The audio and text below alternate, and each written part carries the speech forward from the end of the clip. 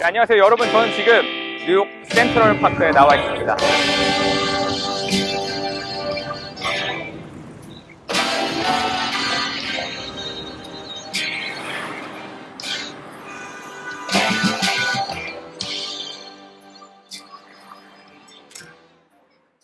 여러분은 뉴욕 하면 뭐가 가장 떠오르시나요? 저는 뉴욕 센트럴 파크와 뉴욕 타임스퀘어가 가장 먼저 떠오릅니다. 제가 10년 만에 뉴욕을 방문했는데요, 그 중에서도 가장 먼저 오게 된 곳이 바로 이 센트럴 파크입니다. 여기 뉴욕 타임스퀘어는요, 역사가 있어요. 1800년대 초반에 뉴욕은 개발을 하기 시작했어요. 도시화를 통해서 녹지가 부족해지고 사람들이 힘들어지고 쉼터가 부족하다 보니까 뉴욕시에서 이곳 101만 평을 당시 돈 214억을 들여서 매입을 했습니다. 그리고 무려 15년 동안의 개발을 통해서 이렇게 현재 공원이 조성된 거죠. 되게 재밌는 사실은 남북전쟁 때 사용했던 화약의 양보다 더 많은 화약을 쏟아 부어서 이곳에 평탄화 작업이 이루어졌다고 합니다. 뉴욕은 상당히 튼튼한 안반을 갖고 있는데요, 그렇기 때문에 뉴욕의 건물들은 지하층이 많이 없습니다. 너무 안반이 단단하다 보니까 불토 작업이 쉽지도 않고 지대가 낮기 때문에 침수의 영향이 크기 때문이죠. 지하 주차장이 없는 건물이 상당히 많습니다. 그래서 뉴욕 곳곳에 파킹랏이라는 공간에 공터들이 많아요. 근데 그걸 누가 소유했을지 참 노다지 사업이 아닐까 저는 생각합니다.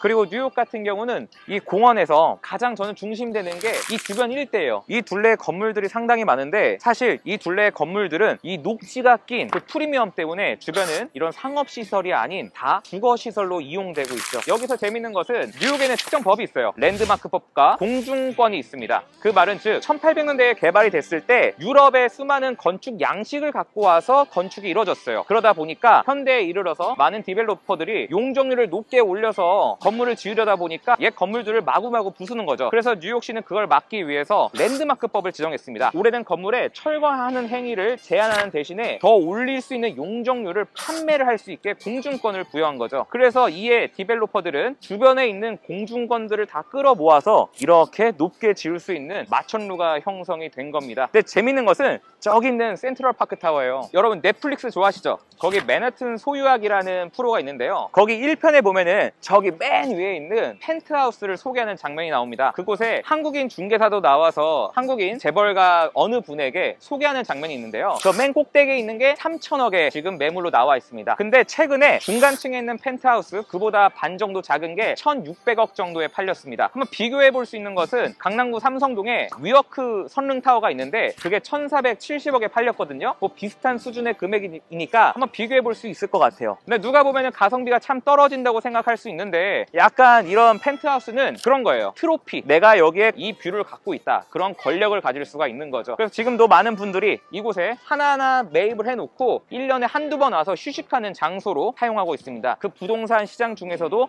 상당히 니치 시장인 거죠. 근데 이쪽에서 가장 비싼 지역은 이 센트럴 파크를 마주하고 있는 59번가와 억망잔자의 거리라고 불리는 57번가입니다. 59번가, 57번가가 만나는 동쪽 부분이 가장 비싼 곳인데요, 왜냐면 그쪽에 명품이 다 모여 있거든요. 5번가 얘기 많이 들어보셨죠? 명품이 모여 있고 공원과 바로 앞에 호수가 있기 때문에 가장 비싼 이 센트럴 파크 지역입니다. 최근에 프라다가 두 개의 건물을 1조를 들여서 매입을 했고요, 허닝그룹이 1조 3천억을 들여서 건물을 매입했습니다. 이 뷰가 지닌 가치가 얼마나 큰지, 명품과 뷰와 호수가 만나면 얼마나 그 파급력이 있는지 좀 알 수 있는 사례 같아요. 지금 현재 이곳에는 수많은 관광객과 수많은 뉴요커들이 있습니다. 저도 10년 전에 항상 이곳에 왔을 땐 새벽 7시에 나서 뛰기 시작했거든요. 연예인도 많이 있었어요. 저 같은 경우는 아담 샌들러라고 아시나요? 영화 클릭? 그분을 만났었고요. 최근에 제가 뉴욕에서 만나 뵈었던 분은 이곳에서 최근에 앤 해서웨이를 만났다고 하더라고요. 혹시 뉴욕에 방문하신다면 아침에 한번 여기서 조깅 해보시는 건 어떨까 합니다.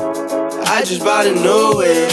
Spend a couple thousand just to cruise it. Shawty said she love me, but I swear she never prove it. I never tell her, but I put it in the music. But that's okay. All I wanna do is make the best of my whole day. 네, 전 밤이 되어서 지금 뉴욕 센트럴 파크에 나와 있습니다. 와, 정말 여기 수많은 인파 속에서 수많은 전광판이 꼭 여기 중심을 비추는 것을 보면서 엄청난 에너지를 느낄 수가 있습니다. 전 이 360도로 이 기준에서 전광판이 약 250개가 설치되어 있다고 합니다. 예, 세상의 모든 사람들이 꼭 나와 있는 것 같은 느낌인데요, 마치 여기가 스포트라이트를 받는 그런 기분을 느낄 수가 있어요. 뉴욕이라는 도시가 너무나도 크게 느껴지기 때문에 어쩌면 한 사람이 참 작게 느껴지지만 이렇게 큰 에너지를 받을 수 있는 곳이 또 이 뉴욕 타임스퀘어가 아닐까 생각합니다. 전 여기서 몇 가지 보여드리고 싶은 게 바로 위에 저기 보시면은 삼성 전광판이 있습니다. 사실 2009년까지는 소니가 저기에 들어가 있었어요. 근데 2010년도에 삼성이 저 자리를 차지했습니다. 그래서 우리 코리아의 위상을 더 높일 수 있는 계기가 되지 않았나 생각합니다. 그리고 두 번째가 바로 저기에 보이는 LG가 전광판을 설치가 되어 있는데 삼성과 LG가 양대 산맥으로서 여기 가운데를 중심을 비추고 있기 때문에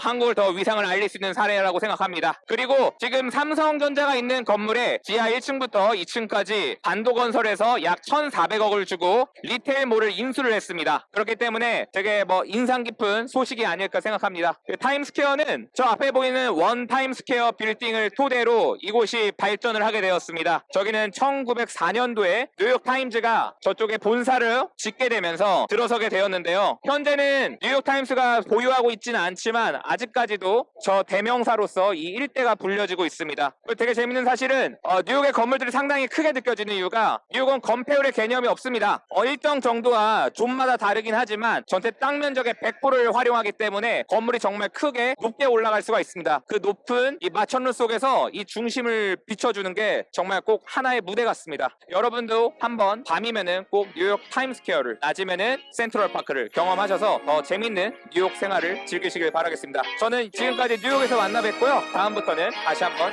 서울에서 뵙도록 하겠습니다. 감사합니다.